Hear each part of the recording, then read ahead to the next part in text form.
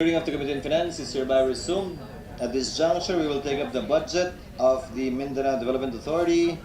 We would like to welcome the Minda family headed by Secretary Lou Antonino. Ma'am, if you have a brief presentation, you may proceed, ma'am, at magandang hapon po. Thank you, Mr. Chair. Good afternoon to Senator Po and my fellow Mindanaoan, Senator Vincona. This is very short, but allow me just to say that our budget is 99.942, although we asked for 169. We will give you, sir, Mr. Chair, a copy of what we presented. Baka pwede nyo dagdagan by 69 million. But I'd like to show you that this budget, with this budget, we worked with the previous budget. The results of our work is we just like to inform everybody that Mindanao has a bigger GRDP than the country. The GRDP of Mindanao in 2010 of the Philippines in 2010 7.6, Mindanao is 5. In 2011, the national average 3.6, Mindanao is 4.2. In 2012, the national average growth is 6.8, Mindanao is 8.1. I'm just trying, why am I impressing this on the senators is that despite whatever perception about Mindanao, Mindanao is really growing, and that our efforts in the Aquino administration, especially the president, is paying off. Even the ARM has been increasing, although from 2.3 in 2010, in 2011 minus 0.3 growth, in 2012 1.1 growth, and in 2013 3.6 growth.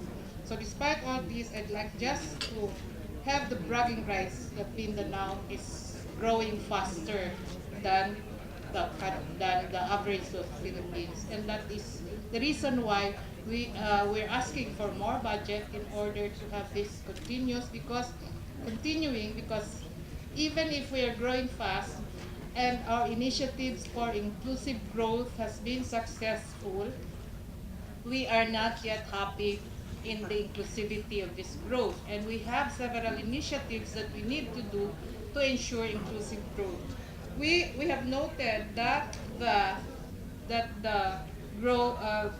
poorest provinces are those with a big indigenous people's population, and that's what we need to do in order to really to be able to say that we are doing an inclusive growth. So, Mr.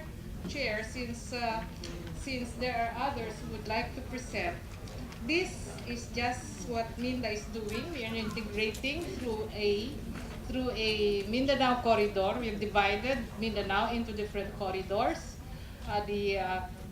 and made sure that the integrated plans of all road networks and bridges and ports are integrated into the key growth areas, and this has been very effective.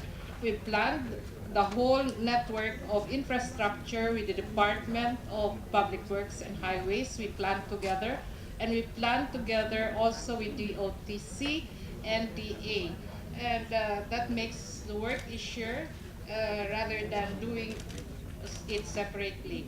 And so we would like to also stress on the Mindanao Nurturing Our Water program, which is taking care of water resources, especially the river basins. And I'm very proud also to inform this committee that our Mindanao Power Development Program has worked. In 2013, last year we had very difficult time, was a very difficult time, but this year, 2014, our power power problem has stabilized. Next year, we will have excess and reserve. By 2016, we will have more than reserves of energy. In contrast, I'm not in contrast to the other regions, but Mindanao will have adequate energy and up, and this will continue up to 2020. Our reserves will be getting bigger, and so there is a plan now to to sell to the other parts of the country by using a interconnection to the rest of the region. So that's the report of Mindanao, Mr. Chair. Thank you. Is there such an interconnection now? It's been so. Yeah, thank you, Madam. Mr. Chair, the feasibility study for Leyte Mindanao interconnection is up. The final stages are up for approval by the ERC. But be done by who? Transco? By the NGCP, the National Grid NGCP? Corporation of the Philippines. But they are currently identifying another alternative location. Instead of Leyte Mindanao, they're looking at Visayas portion connecting to Zamboanga del Norte. Yeah, but how much? Well, from what we've learned, Mr. Chair, the cost of that interconnection project would be around to the tune of 2 billion pesos. No, impossible. More. Only? I think the FS, Mr. Chair. Just the for study, that. because the underwater cable will cost billions of dollars. But it's been identified, Mr. Chair, in the National Transmission Development Program of NGCP to be implemented within the next 5 years. Let me project you'll have sufficient power by until 2020, Yes, Mr. Chair. given the growth rate you've mentioned earlier.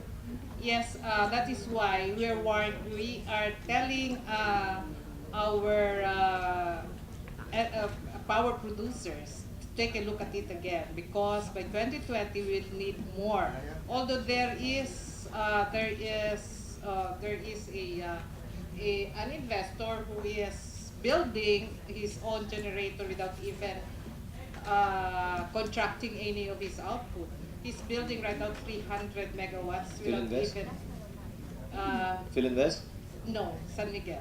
Philinvest has contracted the 300 megawatts, but San Miguel is building 300 megawatts without even trying to see who will buy the power. But still, there is a need, really, for investors now because from planning to realization is about 3 years.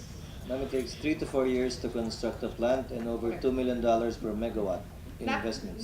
Not exactly, Mr. Chair. I think that's exaggerated.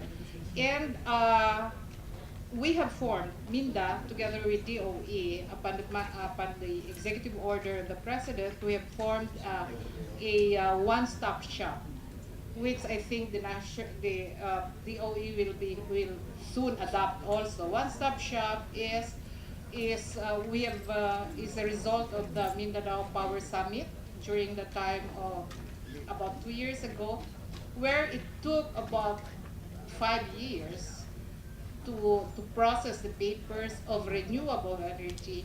Now we've reduced it to a year to a year and a half. Which one is exaggerated on the period? 162. No. The construction, because The construction period? no, the amount. The 2 billion 2 million, is ma'am. 2 million per megawatt. 2 million, well, that's yeah. $2 million per megawatt. I heard 2 billion, no, it's 2 million per megawatt. $2 million per megawatt. Yes. So, yes, that's around that. But what was difficult before was getting it approved.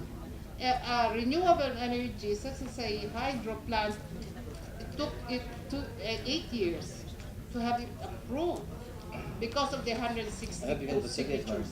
I think Philinvest is delayed. Aboitiz Power is delayed. No, From the it's- first time that they announced. They announced they'll be in the pipeline by March of 2015. I don't think that's an accurate date as we speak. No, I think that their first 300 megawatts, Yeah. 150 by March is okay. And also, it is online. That's still the passed date it. they're working on? March 2015 pa rin? Yes, yes. for the first 150. And also, Philinvest is already on their way to adding some more, 300.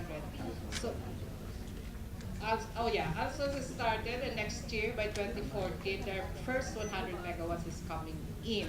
That's why we're saying that by next year, 2014, more or less, the power in Mindanao will be stabilized. By 2015, there would already be a reserve, and 2016 we will have more than our reserves.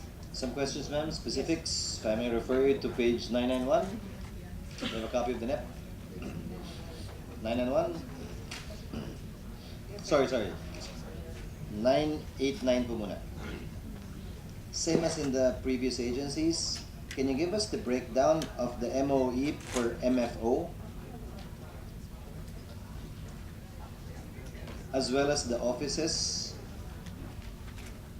that will address each MFO output under PS? I'm asking this one kasi nalilito ako sa presentation ng DBM sa totoo lang.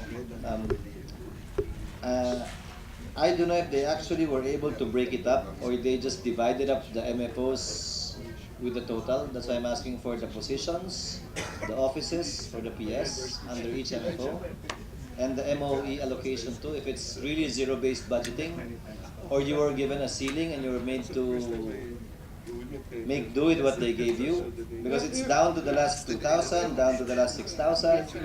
So I presume there must be a plan behind this. Kindly submit that to us, ma'am. We will do that, Your Honor. Now, on professional services, it went down. I'm now on page 991, ma'am.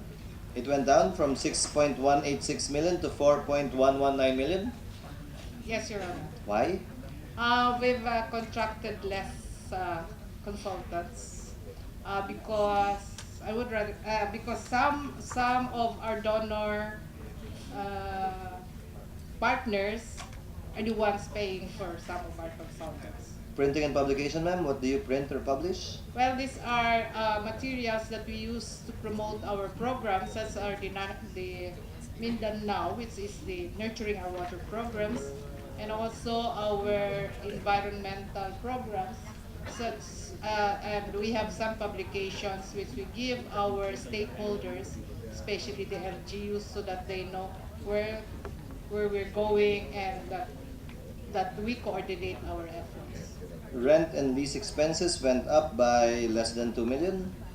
Yes, Your Honor, we're still renting our office in Davao. As a matter of fact, we don't have any office here in Manila. Our office is inside my car. So the rental expense increase is due to Area, we have now area management offices. For example, in Cagayan de Oro, in Zaguate, etc. membership dues. Sino yung binibigyan po natin ng 5,000? From 10 down to 5,000. I think in the business, Mindanao Business Organization, we're a member of that organization. We used to be a member of what organization and we're no longer a member of what organization because it went down from 10 to 5,000. Maybe naawa sa amin, sir. Mas maliit yata ang hiningi nila ngayon sa amin. I will find out, Your Honor. Kindly submit that, Yes. ma'am. There have been no interventions nor questions from Senator Gingona. And ma'am, kindly submit to us also your proposed budget as you indicated earlier. Gladly, Your Honor, maybe you can look for 69. We asked for it, you did not volunteer it, although you did actually kanina. Alam ko pinagbawal ni Presidente yan, but please submit it to us. It's only 69 million, and we have still a lot. And before I thank this committee, I'd like to invite the Senator, even you, Mr. Chair, to our tree planting. Ano, mag-Guinness Book kayo. Yes. I talked to the Red of Region 11, yes. Yes. If you can attend that, we welcome you to. When is this going to be? On the 26th of September, Friday. Sir, if you want to go, you can. You're supposed to plant 10. Otherwise, they won't be able to reach the Guinness It's record. 4 million. Condition upon the submission of documents requested by the chair, the proposed budget of MINDA for 2015 is hereby approved and favorably recommended for final plenary action and deliberations. Ordered. Congratulations. Thank you. Thank you. Hearing is suspended.